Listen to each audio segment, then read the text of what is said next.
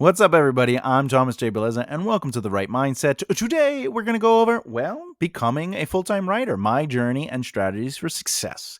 This is my step-by-step process of how I personally became a full-time writer. Plus, I'll give you some advice on how you could potentially do it too. Now, keep in mind that this is and was forever how I did it, but this isn't the only way, and not all techniques work for all people. So, hopefully, this video inspires you to find what works for you to become a full-time writer, and if that's your end goal, of course. All right, let's get started. Hit that intro. I'll be right back.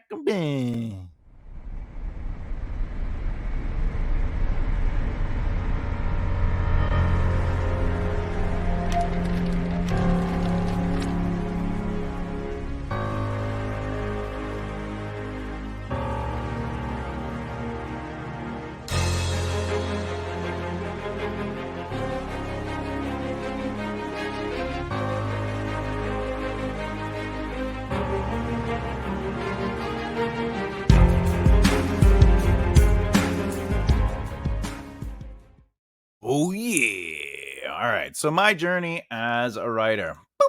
There you go. My journey as a writer from start to now. So, I'm going to just tell you my story of how I got here. And then I'm going to basically show you how to build a career or how I built my career. And then I'm going to give you some advice on that process specifically. So, here goes. I embarked on my journey as a writer from a rather unconventional starting point because in my early years, I was primarily an illustrator, passionate about storytelling but struggling with my words. It was a time when dyslexia wasn't widely understood or recognized, making it even more challenging for me to express myself through writing.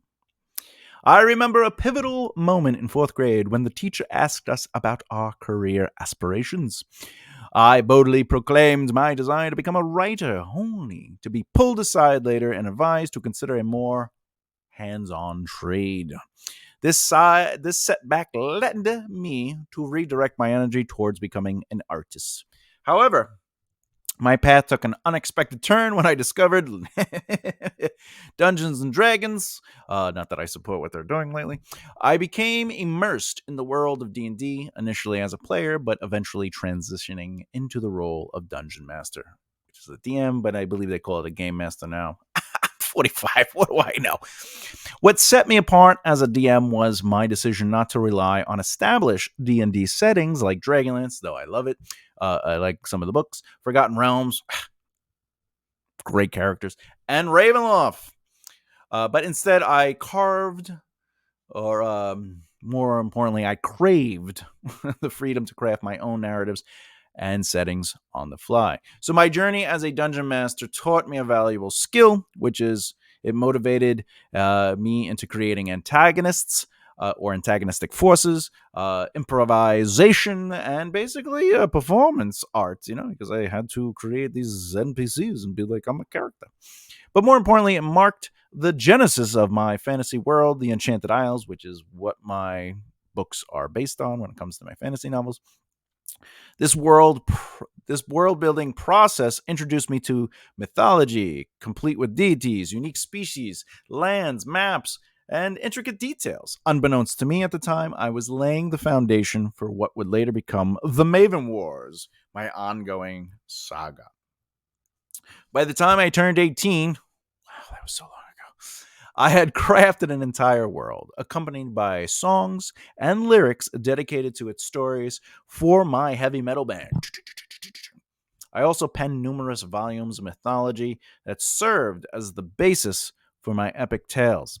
Music played a crucial role in my creative journey as I ventured into a career into the music industry.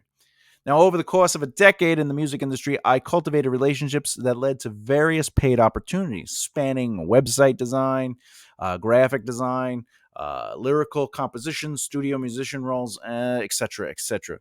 I was basically in the industry doing whatever they needed me to do. And this journey eventually extended to consulting for bands, artists, recording studios, and other businesses within the industry. Consulting on business and basically the ins and outs and how to do things, how to accomplish things, even how to write. music and stuff like that. In 2007, 2008, I decided to step away from the music industry and explore new horizons, including comedy and acting. Jokes. My foray into comedy introduced me to script writing as I crafted routines that often resembled scripts.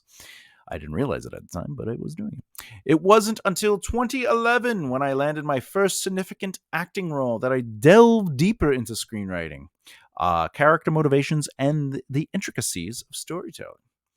Scripts soon became my creative outlet of choice, and I began writing them extensively. I found joy in reading scripts and dissecting characters as if they were real people, not with knives or anything. That's crazy. On paper. In 2012, I opened a 6,200 square foot theater on Long Island where I had the opportunity to teach writing, produce plays, and or collaborate with a writing team. Dyslexia. My writing journey, which began with poetry and lyrics, evolved into comic books and short stories. D&D had been the game changer, introducing me to concepts of narrative arcs long before I fully understand them. Now, as I reflect on my life, I see distinct stages. From ages 10 to 15, I immersed myself in art, conveying stories through visuals. Between 16 and 18, I honed my D&D ideas while also learning to play the guitar. From 18 to 29, I thrived in the music industry. And around the age of 31, I transitioned into acting, comedy, and writing. In 2021, I faced a series of significant losses. Oh, yeah. Uh, yeah. So my mom passed away from the brain cancer in 2021, followed by the loss of my father because that's life. In 2022 from the COVID, and then of course, I lost my dog in 2023. So it was like boom, boom, boom. Excellent. Terrible stuff. Anyway, but anyway, after my mother passed away, I decided to pursue writing full time because I had the financial stability and various opportunities to sustain myself. Because I learned how money work and any money I work, but I'll get into that. Anyway, I had been involved in writing and developing. I was a developmental editor since 2009, alongside with my other creative pursuits. However, it was my father's passing that made me realize my true passion lie in writing. And I didn't miss acting or comedy as much as I thought, and that taking a leap into full writing was my goal. So anyway, I transitioned to a full-time writing career, creating content about writing on my channel and some developmental editing in the background. This venture allowed me to delve deeply into the craft of writing and interview fellow authors, which I really love doing, many of whom have become close friends over the years. Additionally, I continue my developmental editing work, which kept me engaged with authors and their creative process. At the time of this video, I have published a poetry book titled She, which encompasses poems, lyrics, and thoughts from my fantasy world's character, Telmorn Altanian. I have also authored 5 self-help books in 2022, currently undergoing editing, because remember, hire other editors. Furthermore, I have mapped out 13 novels within the Maven Wars saga, and I am eagerly awaiting alpha reader feedback on the first installment. Looking ahead, my plan is to release the self-help books, closing that chapter of my life. I intend to focus on the Maven Wars saga and, companion books to that saga, and explore the. I'm gonna do conversions of scripts that I written for television and stuff like that, and I'm gonna make like shows, and I'm gonna make them into books. So this is really the next exciting chapter of my writing career. Yeah. So I can't reading a thing about my parents and my doggy. Knocked me up, people. Knocked me up. What is the gist? I started as an illustrator, became a comic writer, band, ultimately jumped into the music. world outside of the band, where I was more immersed in just working in the music industry. Started consulting people, helping businesses, bands, etc.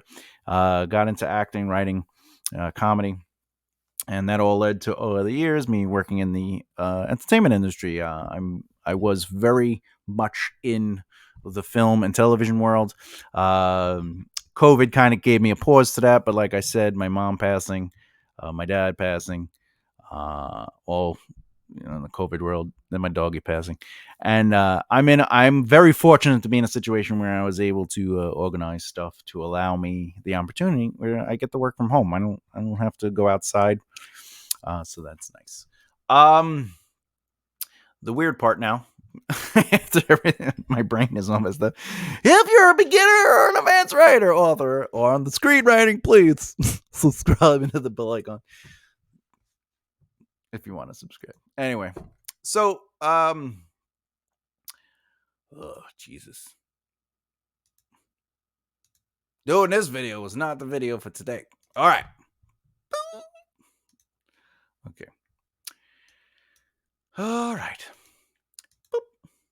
How I built my writing career, engaging with fellow writers. Okay, so that is true. When I wanted to get into screenwriting and stuff, I did practice and focus my skill on screenwriting, like learning about it, looking over scripts, writing scripts. But I also started getting involved with people who wrote screenplays, actors, directors, producers as well, and connecting with other writers as an author.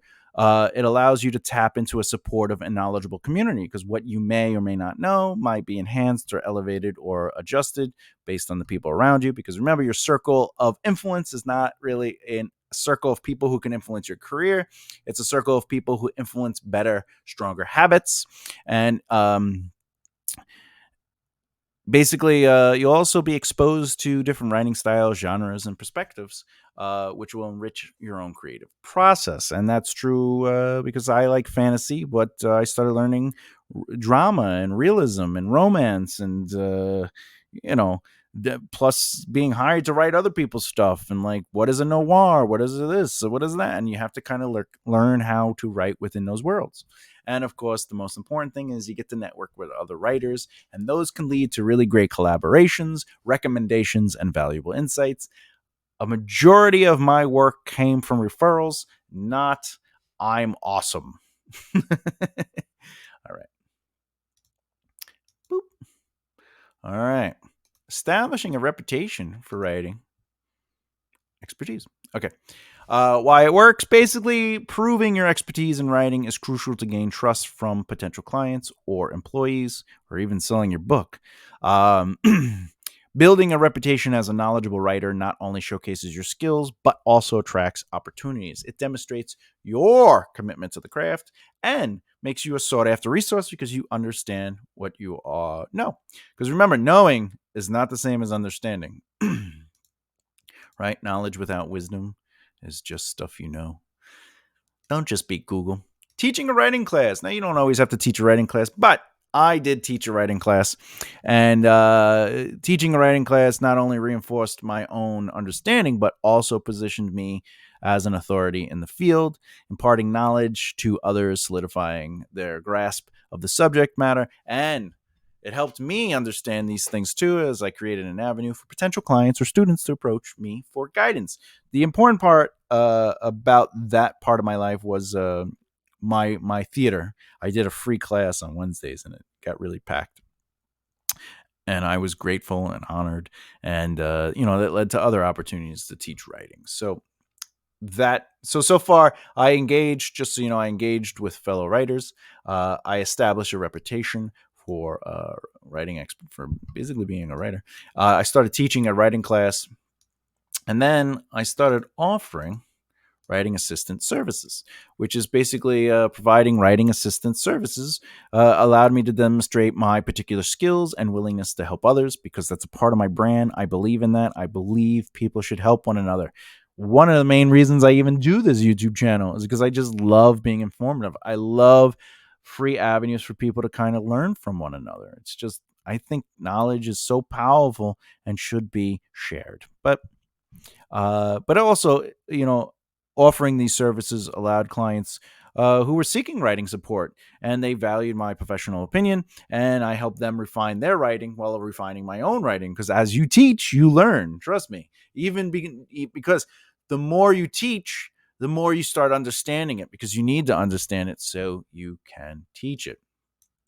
The other thing I started getting involved in is I was participating in table reads for scripts, my own and others. And table reads allowed me to showcase my ability to bring the written word to life, highlighting my understanding of storytelling, character development, and dialogue. Producers and directors often hired me or other individuals that I was allowed to be on the tables. And basically, they're saying, oh, this person effectively conveys this script and understanding of it. Those who would read with me, read around the table, would like my stuff or give me great feedback. But now I'm meeting other actors, I'm meeting other people, right? Got me into the industry. Plus, these were opportunities to ultimately build camaraderie with people, especially if I wanted to like build a friendship with somebody. I'd be like, come to the table readings. We have this thing we're doing, right? And there's pizza and drink. Anyway, word of mouth became the next big thing that helped build my career, because the word of mouth is also marketing, right? Because remember, networking is who you know, but marketing is who knows you. And basically, the reputation, the taste you leave on people's souls. And when they realize that you're reliable and a skilled writer and you're kind and you make people laugh and you're helpful and you're uplifting and you're there for them. These become satisfied colleagues, friends, associates, you name it. Eventually they become family. I'll be honest with you. A lot of my friends are now like my brothers and sisters, and I love them. All right. And then number 7 was expanding your brand on social media. This is important. Expanding your brand isn't look at I'm writing a book, or look, I write a script, or look, I'm working on this thing. The social media platforms serve as a powerful tool for networking and self-promotion, but also you're building a strong online presence because it allows you to reach a wider audience, connecting with potential clients or employees, etc. But you're also representing your brand. So what matters to you is what you should post. I suffer, or I shouldn't say suffer. I live with chronic depression. I just do. It's something I've grown up with. It's called persistent depression now, but it's just something I have to live with. And but sometimes when I'm feeling, I like to post about it. Because one of the techniques is to make it real, is to not linger in my for me I'm not saying everybody with chronic depression or any form of issues should do this, but for me, one of the tools that I learned through therapy was to recognize it, to play with it. And since I'm a wordsmith, in my mind, I'm an author, a writer. I use writing and I write things and I write through those things. And my goal is that hopefully I can see the truth through it and feel through the words to sort of like filter out or siphon through these emotions. And then my goal is that maybe somebody will see it and it might help somebody else who is suffering in silence, or more importantly, again, I don't really like using the word suffering, but someone that is walking along the low tides. So that's a part of my brand, but it isn't my only thing. I don't just post about depression or about what I'm fighting or working through. But I share people's stuff, but I add what is important about it. I uplift others. I care about grouping people and bringing people together. So that's all part of my brand. But it's also, I use the word brand in a very emotionless way, but in reality, it's the things that matter to me. It's my missions, my life missions, my purpose. But finally, I got involved in various opportunities. I became proactive. So there's a thing like instead of like, oh, I should get involved in like writing groups or create a reading group, or like a book club, or more importantly, I should get involved in a writing group, get involved in a book club. I should get on set more. I should get in a writer's room, right? Like instead of not being able to do those things because they just aren't afforded to you because you don't have a name yet or a brand value, you start creating those opportunities. You start creating writing groups. You start creating book clubs. You start creating opportunities where people can get into a writing room because maybe you act as the head writer or you bring in someone that is an expert and they could be the head writer. Maybe you do a thing where you get two or three other writers, two or three other authors, and what you do is you each line edit for each other, or do some developmental editing. You each write a chapter, and then you switch everybody over, and then you just switch through it and just get multiple viewpoints. The point is be proactive, and that's what I did. And getting involved allowed me to create opportunities, but also those opportunities led to more opportunities because of referrals. Okay, so with that said, let's talk about the process, my journey to becoming a full-time writer. Oh yeah, oh yeah. Okay, all right. Let's see. Let's do this. Okay, the first thing I did, all right, once I realized what I wanted to do as a writer, I followed what I learned in the music industry, which has helped me with my writing career, my comedy career, my acting career, my businesses, is crafting my mission goals. All right, my missions and goals. Before embarking on your writing journey, or before I embarked on my own personal journey, I took the time to define my mission and set clear goals. I wanted to understand what I wanted to achieve, how to achieve it, and where to start taking action. My core focus was on building relationships, establishing my personal brand, and self awareness regarding my strengths and contributions. So basically, building relationships was networking. So building and cultivating relationships to establish a strong circle of influence. I wanted to establish my personal brand so people understood what I stood for through my brand, to build awareness, which creates interest that ultimately generates sales. So people buy into you emotionally, which is basically friendships, right? And then the self awareness of regarding my strengths and how I can contribute is ultimately what are my strengths and weaknesses, and what do I bring to the table when I join tables to lead, follow, or advise in helping that particular mission. Next, I knew that I had to create a financial stability. So one of the things I did, I realized to myself financial stability was crucial in my path to becoming a full-time writer, let alone a full-time anything. And at one point, uh, I lived within an unconventional circumstance, such as I lived in my car, friends' houses on the floor, and even my own office at one time or another to minimize my expenses. I decided to sacrifice to succeed, and now I have the freedom to do as I please because I don't have that weight over my head anymore. Because I carefully budgeted my life out. I worked 3 jobs at the same time. I didn't do anything other than work these jobs. I saved diligently, and once I saved my total amount needed, I quit all my jobs. I literally quit all of them. And then my financial safety net allowed me to make strategic decisions and pursue opportunities aligned with my goals without financial pursuit. Now, before I quit my jobs and everything, and before I went ham, I knew what I wanted. I knew what the game plan was. I had a business plan. I basically was like, these are the things I have to do.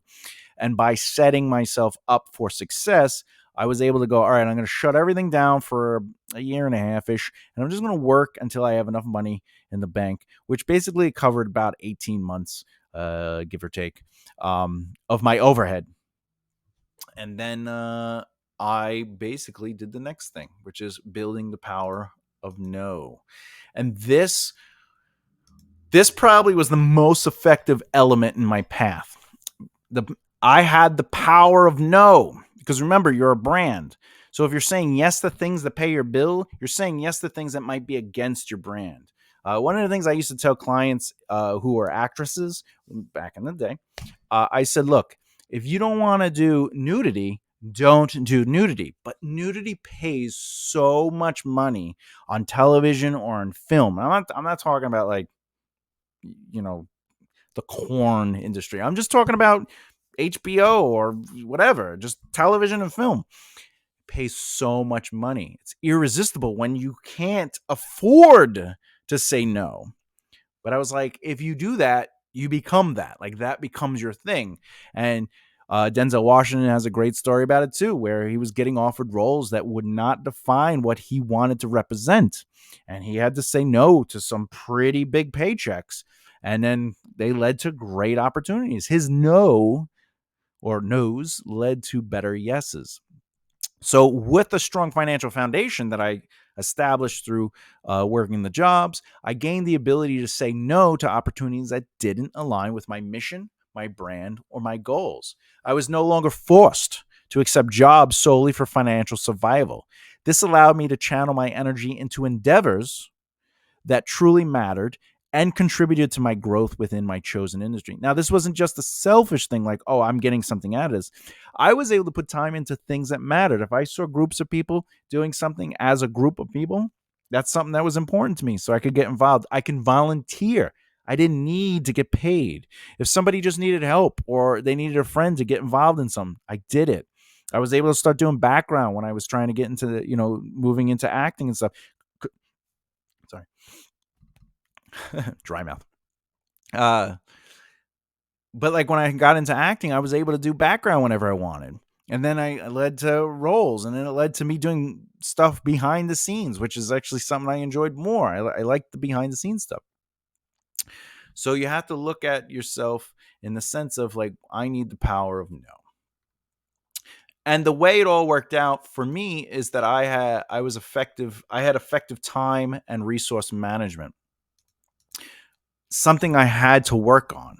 These were some of my weaknesses that I had to strengthen. So I underwent a transformation in managing my time, money, and relationships. My time became a valuable resource, so I committed it to rest, investments, both time and money, meaningful interactions, and self care. I learned to leverage my finances, making them work for me rather than the other way around.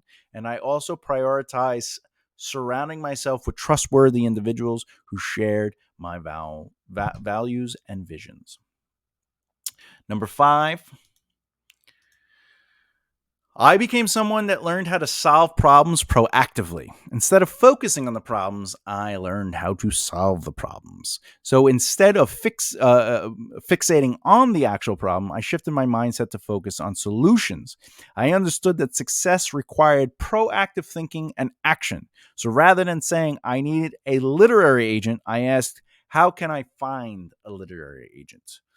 I dedicated my efforts to researching and working towards solutions, not just identifying problems. For example, it, Stephen King. By the way, I'm not a huge Stephen King fan. It's just he's a very not known entity. So I did a lot of research on him and a bunch of other successful people just to understand the process. And a good example is Stephen King has a literary agent. Ergo, I need a literary agent, right? And that is actually I'm focusing on the problem. I'm thinking, if I have a literary agent, I'll be successful. So I need a literary agent. Instead of going, well, what leads to a literary agent? And it's not just write a book, write a manuscript, have a query letter, send it to 30 agents, and hopefully you'll get a bite.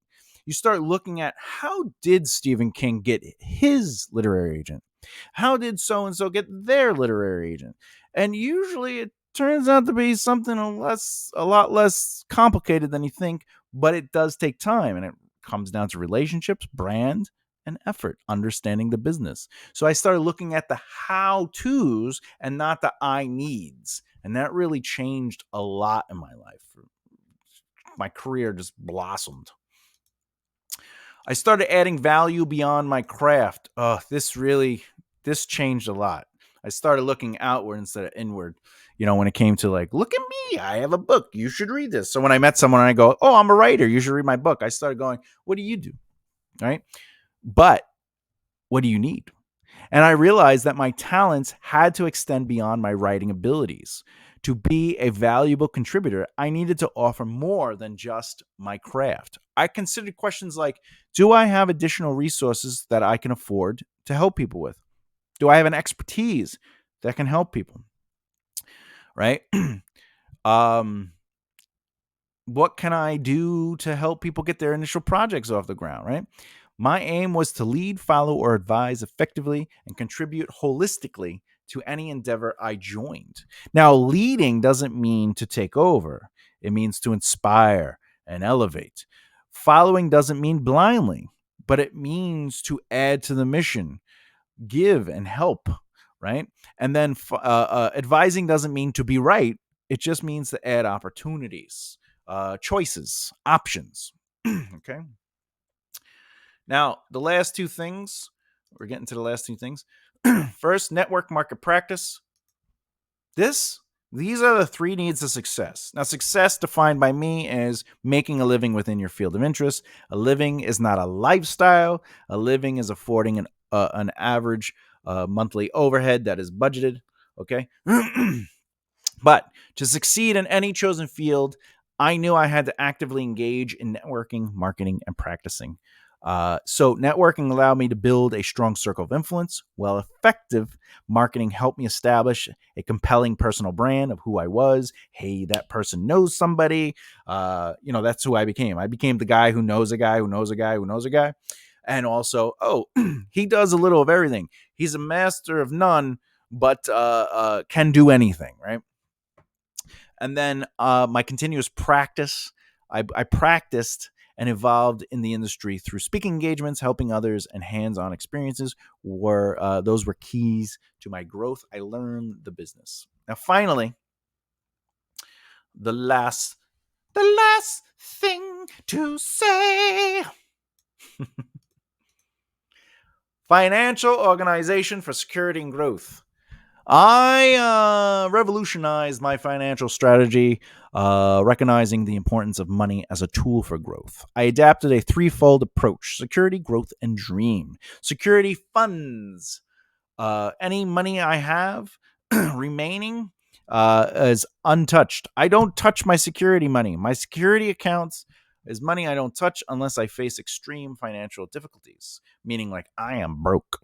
The growth need, right? The three needs of purpose, security, growth, and dream. The growth need was basically a fund I created where I allocated money for investments in assets and to invest in assets, because assets develop wealth, right? Liabilities cost you money. And then finally, my dream account was about it was designed there to serve as my reward. So if I had money in my dream account, I knew I could afford whatever was allotted to. If I wanted to go on vacation, I had the money in that account. I knew I've earned the right for a vacation. If I wanted a new guitar, I've earned the right for a new guitar, right? So I basically did that by anything that went over. So remember, I said I basically created like a financial foundation, right? So that was about 18 months. As long as I had 3 months of overhead covered in that foundation, every time I earned any money, I basically took 40% of that money and put it right back into the financial foundation, just so that kept growing. And then that 60% that was remaining, I would divide it evenly into the three needs of purpose, which is the security, growth, and dream. So if it was $100, $40 would go into the financial foundation so I could keep supporting my overhead. And then $60 got divided evenly into the three needs of purpose, which was $20 into security, $20 into growth, and $20 into the dream account. Now, over time, everything is growing, and eventually you start getting money in the growth account, and I started investing money in there, and then that money was making me money, and then I would take that earnings and I would divide that. I would take 40% and put it into my foundation, my financial foundation, and 60%, and it started refueling itself, and etc., etc. All right. Final thoughts. The final thoughts. I need a drink real quick.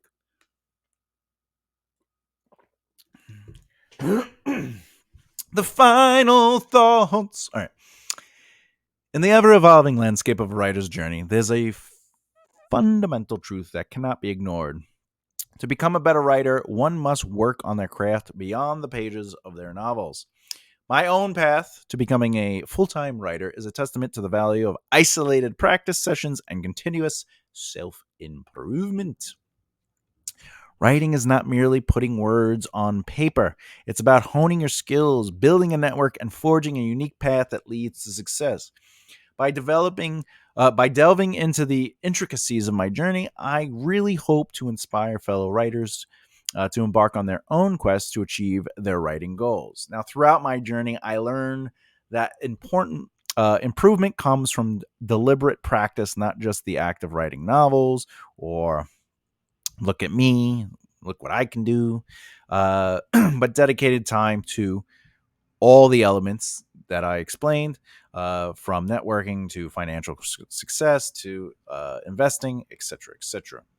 Um, but you got to establish your reputation. You got to establish your brand. You got to show your expertise. You got to leverage what you know. And ultimately, in the end, always be learning and don't just practice when you're writing. Take time and focus practice. But remember, your path may be unique, but the principles remain the same. Embrace isolated practice sessions. Continue refining your skills and stay committed to your craft while improving your relationships with others that are both your audience and your relationships. So anyway, there you go. Next video. That's my. That was how I did it. All right. So next video in the series will focus on book lengths and how and why you have wiggle room. I will say this right now. That video will go over the fact that word count is not as strict as you think it is. There are other things that are involved in that. When someone tells you it has to be this many words, I will give plenty of exceptions to the rule and tell you why those exceptions worked. Question: are you a full-time writer? If so, tell me how you did it below in the comments. Because if you let us know, we can grow. All right. If you liked what you watched and you haven't done so already, please subscribe and hit the bell icon so you don't miss out. All right, that's it. As always, keep developing the right mindset. I'll see you next time. Bye.